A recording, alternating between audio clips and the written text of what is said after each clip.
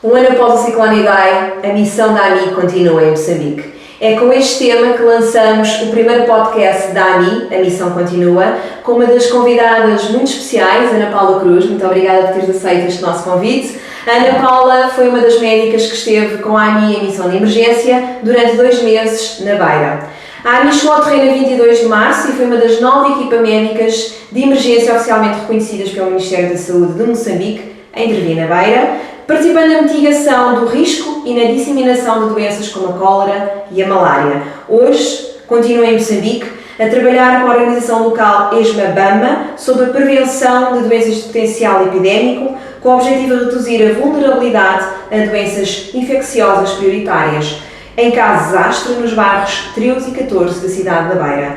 Boa tarde, Ana Paula. Obrigada por teres aceito este nosso convite. E a primeira pergunta que eu te coloco é a seguinte: o ciclone Idai comemora agora 1 ano e fizeste parte desta equipa médica. Qual o balanço que faz a tua participação nesta missão de emergência da AMI?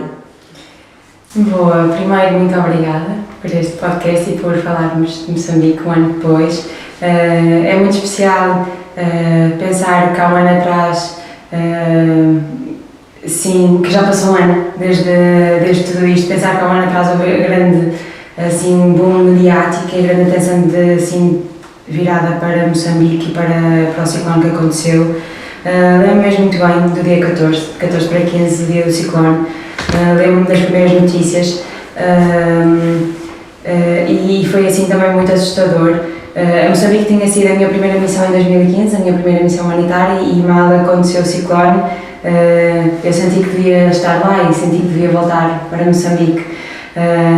E tenho uma história também com a AMI nesse sentido, que foi quando enviei um e-mail à AMI a perguntar se precisariam de médicos, mas a pensar que se calhar já teriam e se calhar até já estavam no local, mas recebi uma chamada da AMI no dia seguinte e lembro-me de me perguntarem quando é que eu poderia ir, e eu a brincar dizer, posso ir já amanhã, e terem dito então vais mesmo amanhã. E realmente, pronto, não fomos logo amanhã porque havia outras coisas a tratar, mas fomos passar 2 dias, por isso, sim, nunca se diz a um ONG de emergência que vamos amanhã porque vamos amanhã e não vamos ter hipótese, mas isso também foi muito especial, ou seja, a rapidez com que as ONGs e a ajuda humanitária chegou à Beira e a Moçambique, ali à província de Sofala, foi muito rápida. A primeira equipa da AMI, lá está, chegou no dia 22 de março, nós, enquanto equipa médica, também chegamos no dia 24, 2 dias depois. Sim, a primeira equipa que seguiu para o terreno a 22 de março era constituída essencialmente pela uma equipa de coordenação e de logística. Exatamente. Que tiveram um trabalho muito importante antes de nós chegarmos, de todas as reuniões, toda a distribuição das tarefas, de planear, de iniciar o trabalho, para que assim que nós chegássemos pudéssemos começar com a parte da assistência médica que era tão urgente. E nesse sentido, uma das coisas que nós sentimos, nós chegamos lá 10 dias depois do ciclone, mais ou menos 9, 10 dias, e uma coisa que também sentimos muito foi que, quando estávamos a sobrevoar a Beira, conseguíamos contar as casas que não tinham telhado, conseguíamos ver a destruição, havia muita coisa ainda no chão, muita coisa por erguer, muita coisa por levantar, e essa destruição era visível, era completamente visível e toda a gente consegue vê-la, e conseguíamos vê-la até de cá, pelos telejornais, pelas notícias. Mas depois há esta destruição que não se vê, que nós tínhamos acesso através do contacto com as pessoas, quer seja na consulta, quer seja quando nós percorríamos as aldeias, que é esta destruição e estas consequências do ciclone, como por exemplo não terem comida porque as machambas, as hortas foram destruídas, ou as crianças não poderem ir à escola porque os cadernos estão destruídos, ou porque a escola também ruiu, ou as pessoas não terem medicação. Por exemplo, quem fazia tratamento de HIV, as medicações muitas delas foram destruídas, e os cartões também dos doentes também foram destruídos com o ciclone.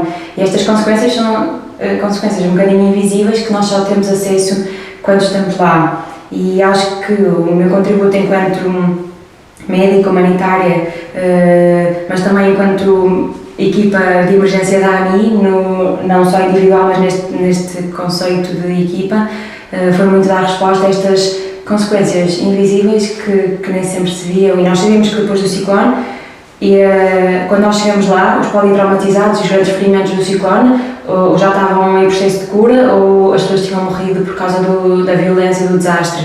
Mas as coisas que viriam a seguir preocupavam-nos muito: o surto de cólera, o aumento dos casos de malária, tudo isso nos Sim, nos preocupou imenso e acho que foi esse o grande nosso foco e esse o nosso contributo. E acima de tudo, acho que é uma coisa que é mesmo importante, é os cuidados de saúde não são só fonte de cura e de assistência médica, são fonte de dignidade e de esperança. E quando uma equipa sai do outro ponto do mundo para ir lá, nós também damos esperança de que o mundo os consegue ver e de que não estão sozinhos.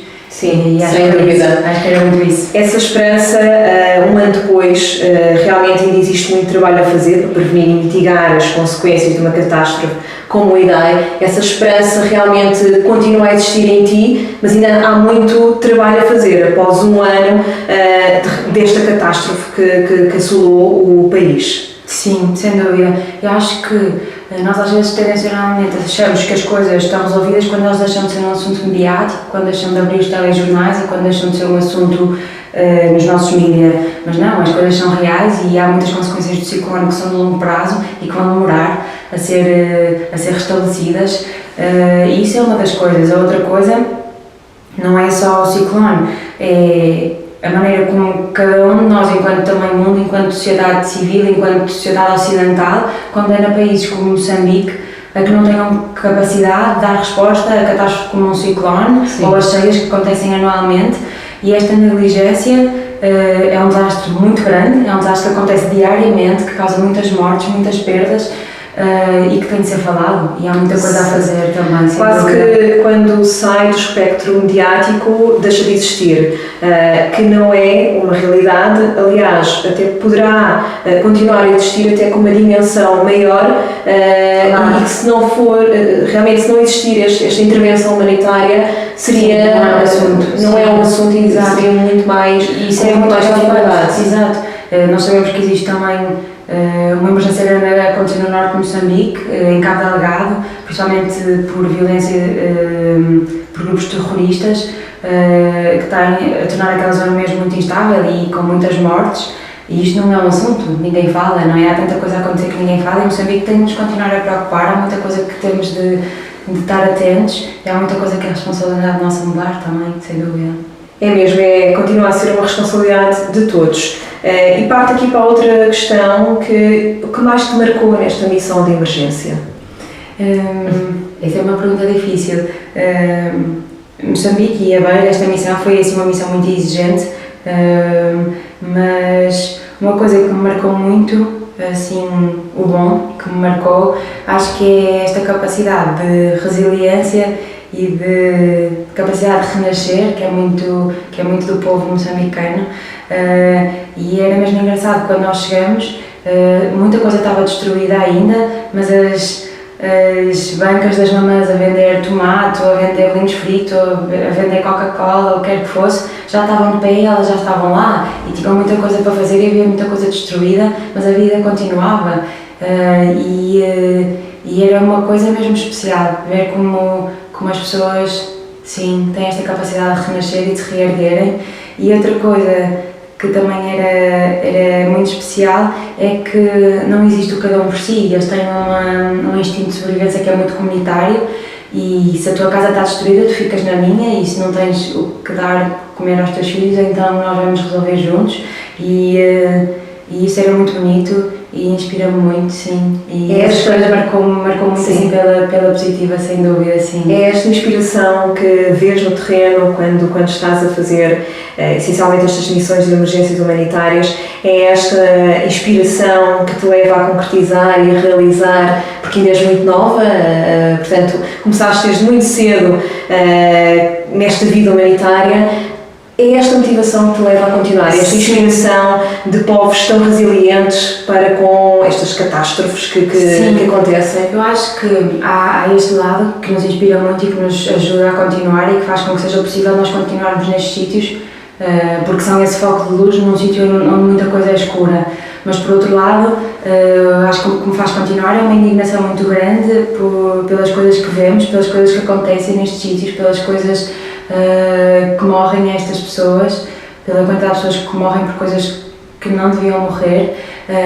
E a principal coisa, lembro-me também desta história, que foi uma das coisas que me marcou mais, foi a morte de uma adolescente no nosso hospital de campanha, tinha 14 anos e morreu por cólera, o Domingos, e de eu pensar que ninguém devia morrer por cólera, ninguém devia morrer por uma desidratação, não é? Por uma diarreia.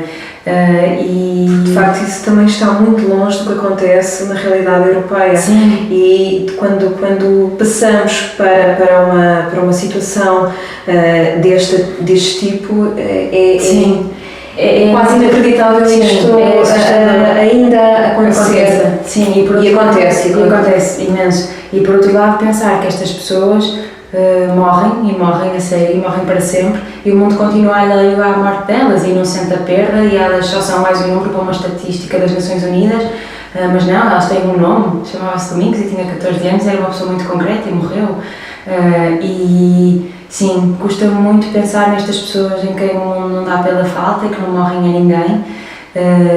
Custa muito acreditar que há vidas, viver num mundo onde há vidas que têm de ser protegidas e salvas, e há esta hierarquia, e depois há outras que não são tão importantes, porque é só mais um adolescente num continente africano, num país africano que morreu por cólera, é só mais um refugiado no mar, é só mais um, e estas vidas não contam, e vamos perdendo muito da nossa humanidade nestas pessoas que morrem em silêncio, e acho que é esse quebrar desse silêncio que me faz continuar.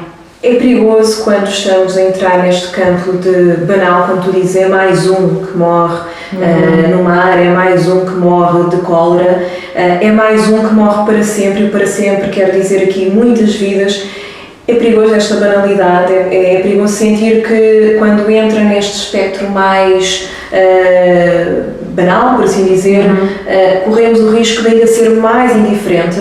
Sim, acho que corremos o risco de nos perdermos enquanto humanidade, corremos o risco de, do mundo não ser igual para todos, já é, não há? Mas em vez de sermos ponto que une, estes sítios estão afastados do mundo, tão diferentes, acho que criamos mais muros e mais distância, e a linha que separa, porque existe uma linha que separa, essa linha não devia existir, e cabe-nos a nós que essa linha seja cada vez mais ténue, até que deixe de existir essa linha que separa. E sim, assusta muito estes muros, estas linhas, assusta muito tudo isto. Assusta muito que as vidas não sejam todas preciosas demais, que são. Que outras missões é que já fizeste e qual vai ser a próxima missão humanitária que sei que vais fazer muito brevemente? Exato. Então, a minha missão, esta missão na Beira, com a AMI, foi a minha 5ª missão humanitária. Antes disso tinha estado em Moçambique, como acho que já disse, que foi a minha primeira missão. Depois estive em Lesbos em 2016, nos campos de refugiados. No ano seguinte também nos campos de refugiados na fronteira com o Congo, e em 2018 no campo de Rohingya, também no Bangladesh. Depois lá está a missão na Beira, em Moçambique com a AMI, e depois quando cheguei a Portugal ano passado, depois desta missão, fui para o Mediterrâneo Central fazer resgate, em missão de busca e salvamento, e a próxima missão também será daqui a uns dias, de volta a Lesbos. Têm acontecido coisas muito assustadoras na Grécia, principalmente nas ilhas gregas. Os campos de refugiados as condições são cada vez piores, há cada vez mais gente. Há muita gente a aguardar na fronteira entre a Grécia e a Turquia, e isto tem de ser um assunto e cabe-nos a nós também dar resposta, por isso sinto que devo estar lá. Sim. É difícil conciliares esta tua vida humanitária com a vida pessoal e profissional? Como é que consegues em tão pouco tempo e com tanta motivação que transpareces, como é que consegues conciliar estes três realidades? Exato.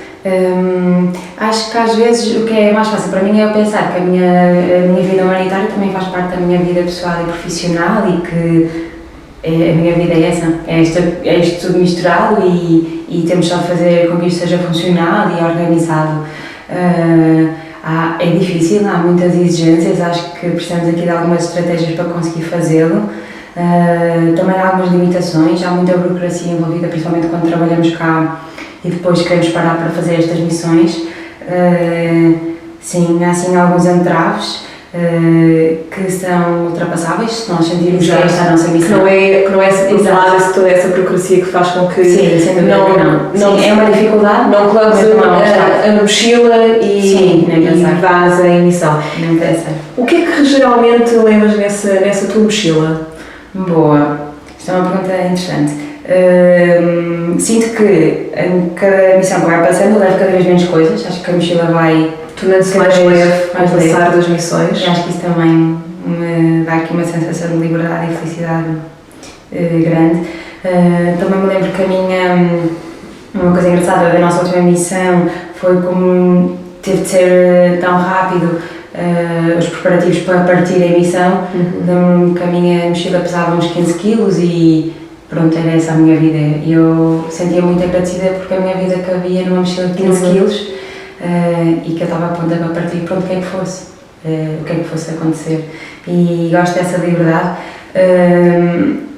Coisas que não podem nunca faltar na minha mochila são os meus cadernos. Eu gosto muito de escrever as coisas que vou vivendo, escrever as histórias das pessoas. É o diário, os teus diários de bordo, que de alguma forma são a tua reflexão no momento em que tudo está a acontecer. Sim, ajuda muito a digerir as coisas que vou vivendo, ajuda muito a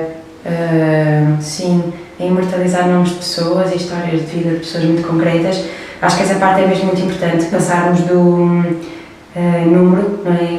Se nós dissermos que durante os nossos 2 meses de missão com a AMI vimos 2.328 pessoas, parece um número vazio, mas eu sei o nome delas e lembro-me da cara delas e dos corações delas e das histórias que contaram, por isso gosto de escrever sobre elas, das coisas que nos contam, da vida delas, gosto que elas tenham um nome, gosto de poder voltar atrás e voltar a ler e lembrar-me que são pessoas concretas, que não são números, que são reais. E gosto de lembrar ao mundo que elas são reais, sim, por isso ajuda muito ter o meu caderno para escrever sobre isso. Sim, sem dúvida. Além do teu caderno, diário de bordo, o que mais levas na tua mochila? Então, exato, um dos meus critérios é levar coisas que me ajudem a teletransportar-me se eu precisar de alguma fuga. Às vezes acontecem coisas muito difíceis em que nós precisamos de sair durante uma horinha, ou seja, ler um livro que me vai teletransportar para outro sítio, ver um filme para eu me esquecer que estou naquele contexto durante aquele bocado, para também termos de saúde mental para outros cenários. Exato, sim. Mas, ou seja, por um lado é coisas que me tragam coisas boas e que me façam bem, mas não levar coisas que me distraiam, por isso 2 livros, 2 filmes, qualquer coisa assim, sim. Mas não muito mais que isso, para não me distrair do meu propósito e da minha missão e da razão de eu estar ali. Acho que sim. Depois só o básico. Sim, as mochilas, as botas, essas coisas. Mencionaste aqui algo muito, muito interessante e que realmente é uma geração que está muito mais atenta a este propósito humanitário, a este propósito de ser ativista e ter uma palavra a dizer, uma voz que cada vez vai mais longe. Qual era o conselho que darias a pessoas e é uma geração que está a iniciar esta vida humanitária? Boa.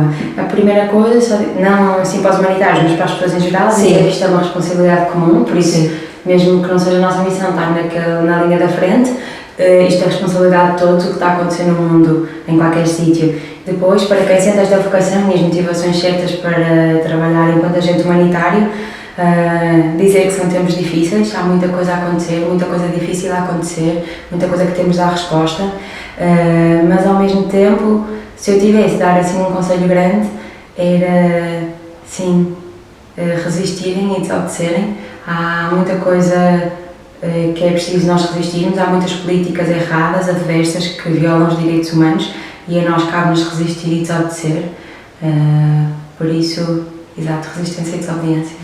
Resistência e desobediência, com estas 2 palavras, mas mais do que palavras, significado, que terminamos este primeiro podcast da AMI com a nossa convidada especial, Ana Paula Cruz. Muito obrigada mais uma vez por teres aceito este nosso convite e vamos continuar aqui para fazer mais entrevistas e dar voz a esta geração que é tão ativista. Muito obrigada, até ao próximo podcast.